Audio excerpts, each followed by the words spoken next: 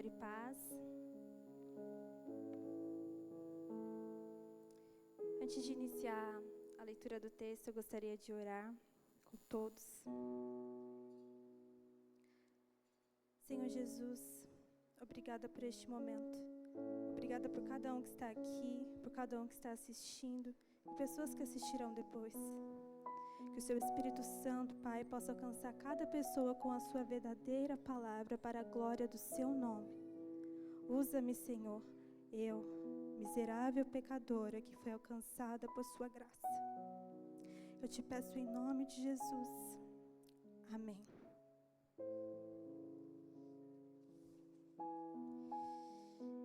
Podem abrir no livro de 1 Crônicas. Pode colocar no 1, Felipe.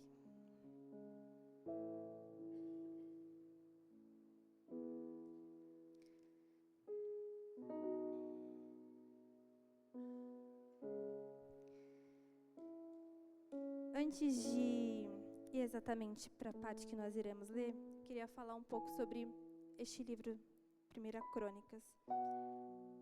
Quem já teve a oportunidade de ler esse livro, pode ter achado ele repetitivo, até cansativo, principalmente nesse início que tem um monte de nome, e do capítulo 1 ao capítulo 9, só tem genealogia.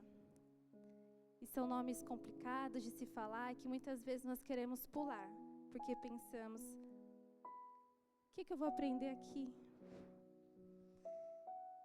Mas essa noite nós veremos que o Senhor separou este livro, um capítulo em específico, para falar sobre a vida de um homem conosco. Pode colocar 1 Crônicas capítulo 4, nós vamos ler a partir do 7.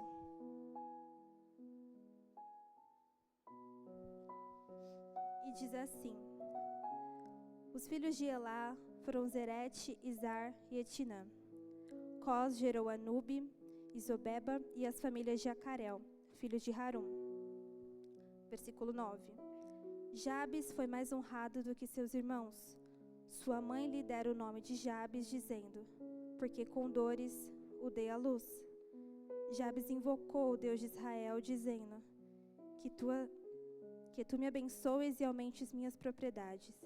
Que a tua mão me proteja e não permita que eu seja afligido pelo mal. E Deus lhe concedeu o que pediu. Até aqui.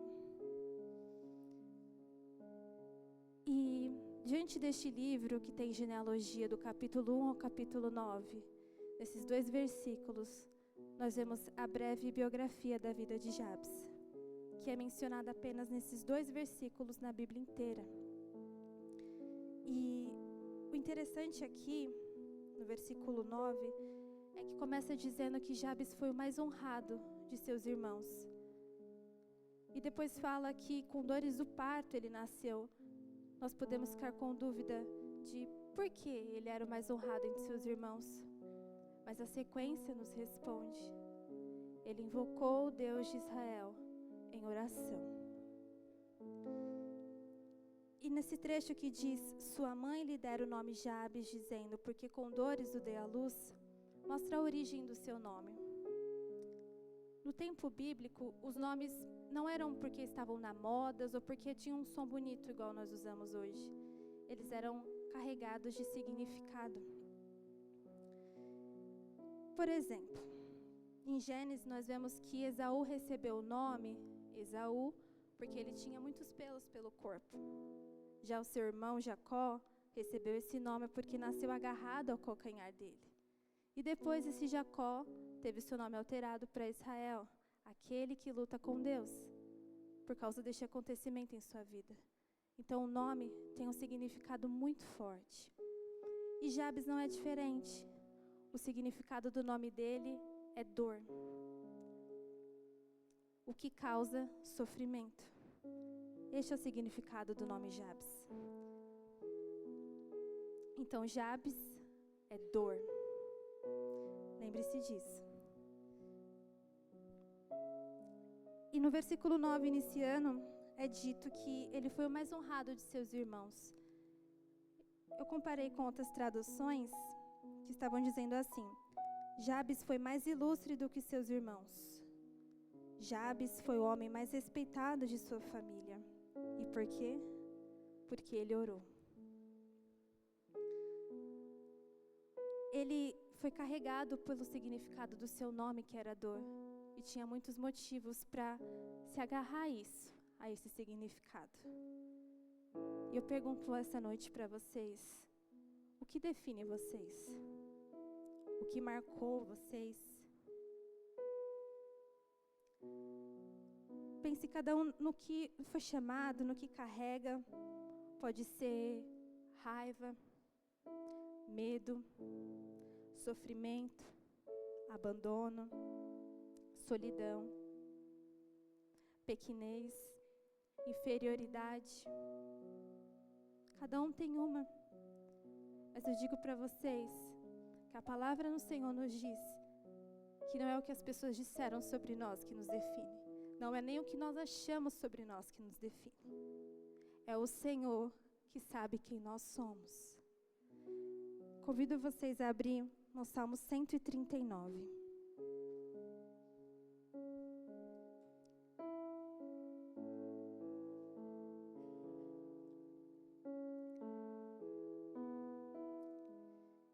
Que diz assim: Senhor, Tu me sondas e me conheces.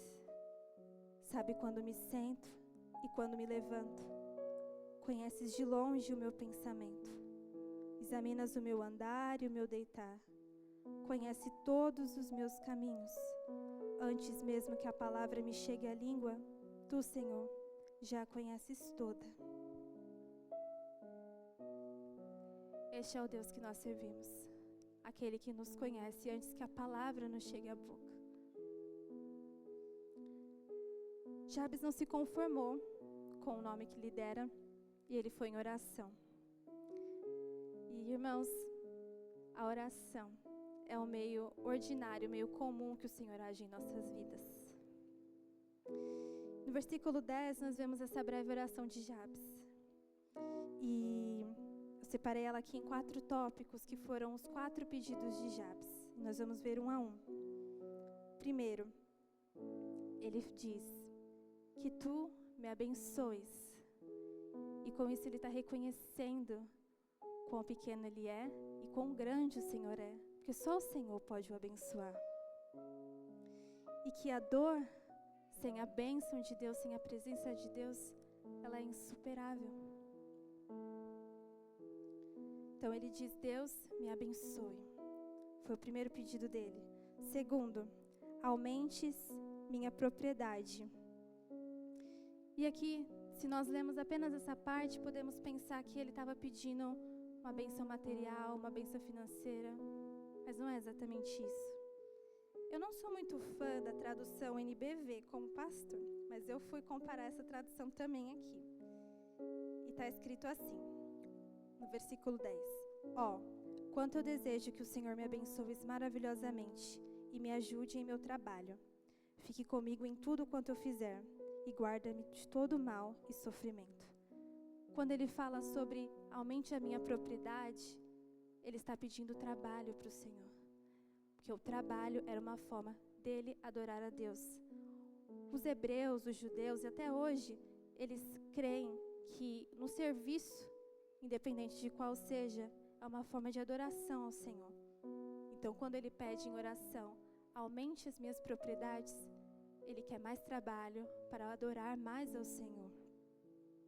E novamente, o trabalho é o meio que o Senhor nos abençoa financeiramente. É o único meio. O terceiro ponto, que a tua mão me proteja. Jabes pede a proteção do Senhor, porque nada vai adiantar ele ter mais trabalho, ele dar mais a Deus, se a presença do Senhor não estiver com ele neste caminho.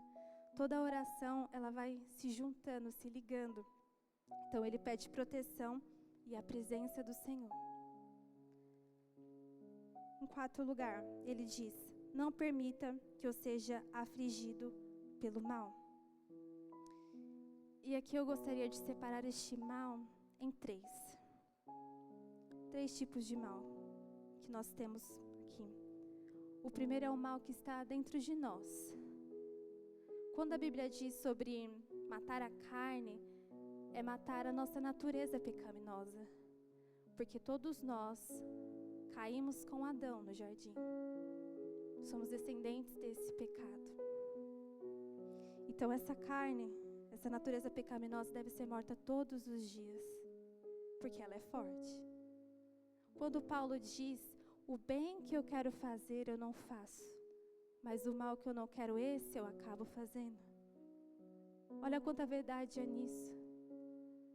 Se com a ajuda do Espírito Santo nós não matarmos essa carne todos os dias, ela pode nos dominar. E esse é o mal que está em nós. O segundo mal é o mal que está no mundo. A Bíblia também diz, o mundo jaz do maligno. É o mal que está aí fora. E o terceiro mal é Satanás, o inimigo de nossas almas que nos oprime. Então, quando Jabes diz, não permita que eu seja afligido pelo mal, ele está dizendo, Senhor, me proteja deste mal, independente de qual for. Se é o mal que tenta me dominar, se é o mal que está no mundo, ou se é o mal que vem pelo inimigo, me proteja desse mal. E o versículo 10 termina com esse grande consolo, dizendo que Deus lhe concedeu o que ele pediu. Essa breve oração, Deus concedeu tudo o que ele pediu. Então percebam que em meio a tanta genealogia, o Senhor usou deste cronista para registrar a vida deste homem. Não há em nenhum outro lugar, há apenas aqui. E se não nos atentarmos, poderia passar despercebido. E Jabes pede 4 coisas para o Senhor: a bênção, o trabalho, a presença e a proteção de Deus. Jabes, que significa dor, foi em oração ao Senhor. E agora eu quero perguntar a cada um de vocês, como está a sua vida de oração? O momento com Deus, o devocional, dons, serviço, pode nos trazer orgulho. Mas quando nós caímos em oração, pequenos trapos de imundícia diante de um Deus tão grande, e sozinhos, o Senhor nos vê. E pergunto novamente, como está a nossa vida de oração? Irmãos, o diabo, ele não teme os nossos dons, os nossos talentos, o nosso serviço, vestimenta, mas ele teme uma pessoa que com o coração contrito, quebrantado, arrependido, se prostra diante do Senhor em oração. E na Bíblia nós vemos, do começo ao fim, oração. Moisés orou, Josué orou, um sol parou, Daniel orou com uma sentença de morte, Jeremias orou em lágrimas, Isaías, Jabes, Jesus. O Deus que se fez homem, viveu entre nós, ele separava um tempo para orar. E quem somos nós para negligenciar isso? Foram centenas e centenas de anos para o véu que tinha naquele templo se rasgar e o livre acesso ser concedido novamente, porque Jesus pagou o preço por nós. Ele morreu por nossos pecados para esse acesso ser restabelecido de novo. E nós não oramos.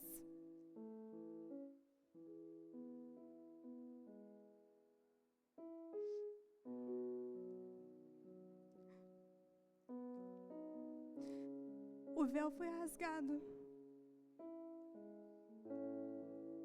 Isso significa tudo para nós.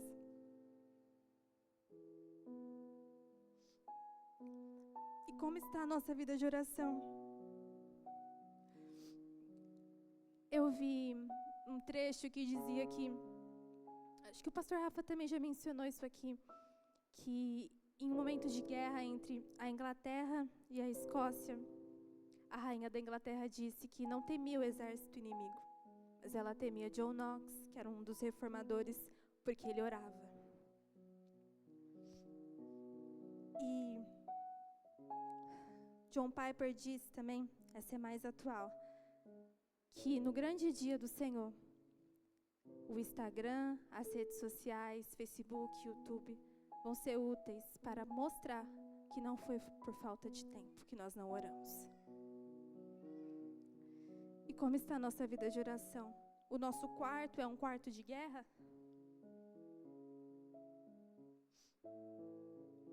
E quando Paulo diz à igreja de Tessalônica, orai sem cessar, é orar sem cessar. É em voz alta, é baixinho, é em espírito, é orar sem cessar.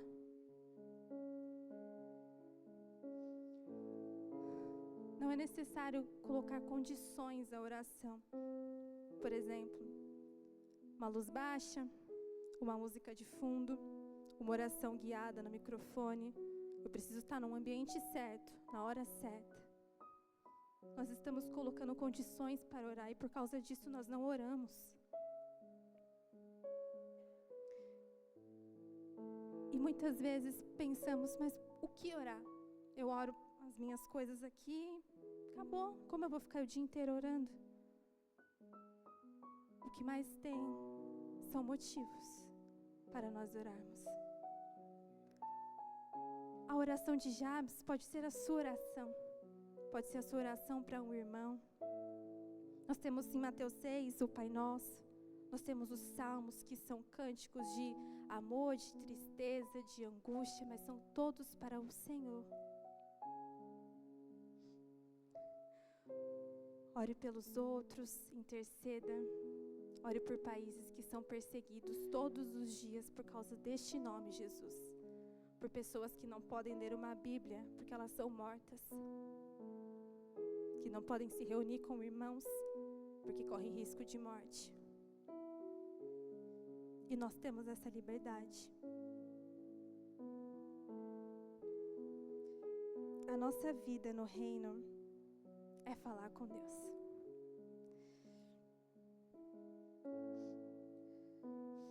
E neste momento, eu quero convidar todos vocês a orar.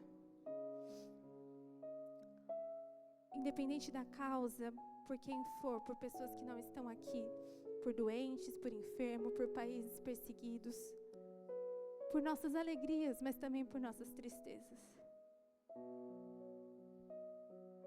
Sem uma música de fundo, uma luz baixa ou alguém guiando aqui, a igreja do Senhor precisa orar.